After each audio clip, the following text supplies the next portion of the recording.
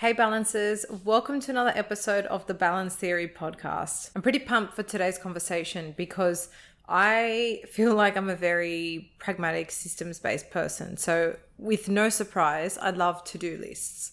But I think there's a little bit of a shadow side for to-do lists. And if you're an A-type high achiever, I feel like you're really going to resonate with this episode, and it's going to give you a lot of value in terms of how you can start viewing your success and your progress and really just metrics that extend beyond it. Because that shadow side is we almost just want to tick everything off. It gives us a dopamine hit, and we utilize that to almost act as like a marker of how much we've done that day, how much value we've given that day. It's kind of like the correlation of our self-worth is how much we've done. And I know this episode resonates quite highly with the last solo episode I did, which was kind of like the signs that you're doing a lot better than you think you are. But today I want to get a little bit more practical with some actual metrics that we can start using to replace the to-do list as the thing that we use to determine our worth and our productivity. So one thing I think is really interesting in the context of this conversation, I work as a lawyer in private practice, which means I do billable hours.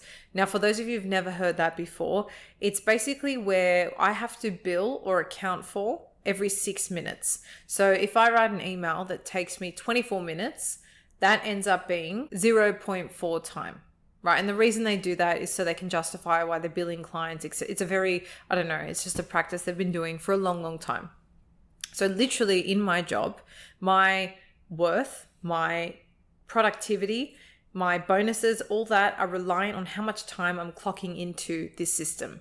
I mean, my view on that is I would sit next to someone, let's say we had a task to do. It took me 30 minutes because I'm super productive, and it took him or her 1 hour. On paper, it looks like they've done more work. So it never made sense to me from a productivity point of view. There's no incentive for me to do things faster because it's going to just look like I've done less work. This is kind of my thought with it. And I really just don't like the system, right? And I think it also has the same undertone to the way we can use a to-do list, right? We use that number or that checking off as a symbol of like how much we've done, how productive we've been, and thus our worth. So the 8 metrics I'm going to share today hopefully offer you a little bit of different angles you can start looking at your productivity and worth beyond just the to-do list, or if you are a lawyer, like beyond your billables, because it's really just such a granular single unit way of looking. And I think what I'm going to share with you guys today is going to be a really nice, holistic, well-rounded way at looking at your productivity and your worth. So let's get into it. But before we dive in, I want to ask everyone who is yet to leave us a review or rating on any of the platforms, whether it be YouTube, Apple, Spotify, to take 5 to 10 seconds out of their time to do so. You guys have no idea how much it means to me. And on top of that, you have no idea how much it helps growing our community. There are people out there that are struggling like things that we speak about on the show between you and I, like our self-worth and how to find life balance and how to prioritize our health and things like that. And if we could reach them through more reviews, that would be incredible to be able to speak to and grow our community. So 5 to 10 seconds, if you can dedicate, would mean the absolute world to me. And of course, don't forget to subscribe on whatever platform you're listening to, just so you don't miss any future episodes. But let's dive straight in. The first, metric beyond your to-do list that you can use to determine your productivity or your value is energy management. The question of, can you manage your energy? So to me, this is, if I had a whole team or an office, this would be the thing I'd be educating people on, getting them to understand when are they most energized? When does their energy dip? How to actually then shift around your tasks, right? Things that require a lot of energy, that have a big level of like mental input. Do that when you're most energized and reserve the more admin kind of menial tasks for when you're less energized. But everyone's different, right? Some people peak in the afternoon, some people peak first thing in the morning. And I think understanding your own energy and being able to manage that and then correlate your work with your energy, loops or cycles is so important. It's such an undervalued skill, especially in the workplace. And it's so much more important than have you ticked off your to-do list today.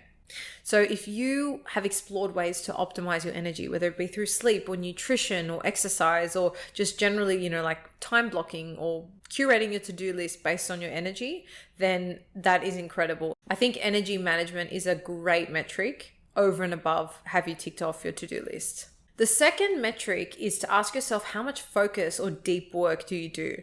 I think I would describe deep work as when you're like really in the zone, where like time has just passed and you haven't even noticed, right? Where you're just so deep into something and you could just keep doing it. It's like not an effort. You're just genuinely interested and hungry and you keep going. I think like that flow state, right, is not something you can be in 24/7, right? I just want to make that quite clear.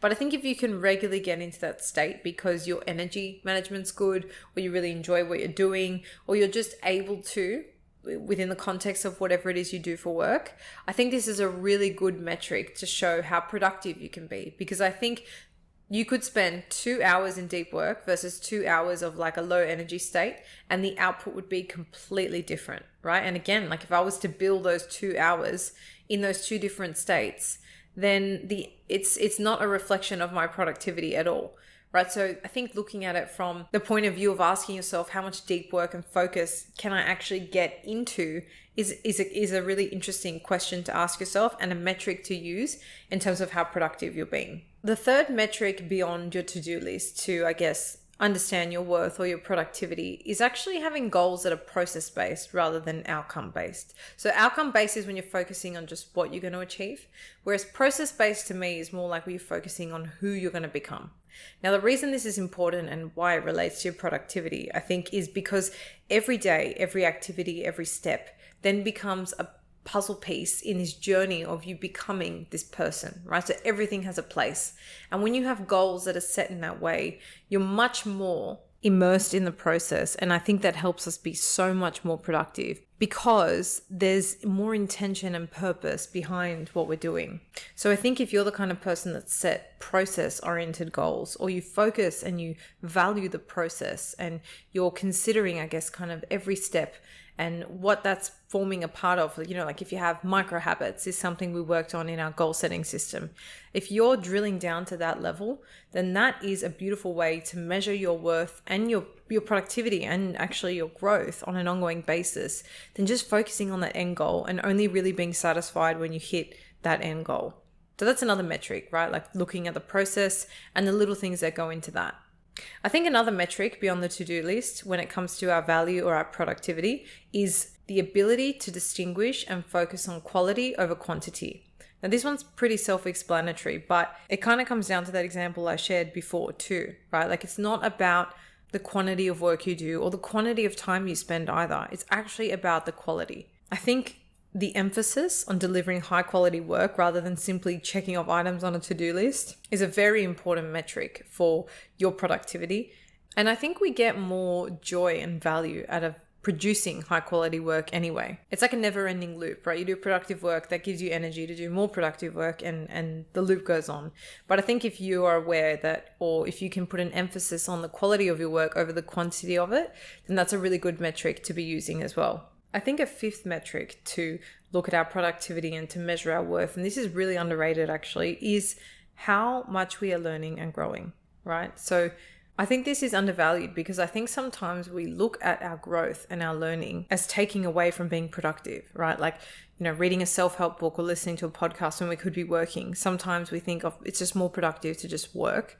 But I think this metric really asks us to think about the value long-term on our productivity of our current learning and growing.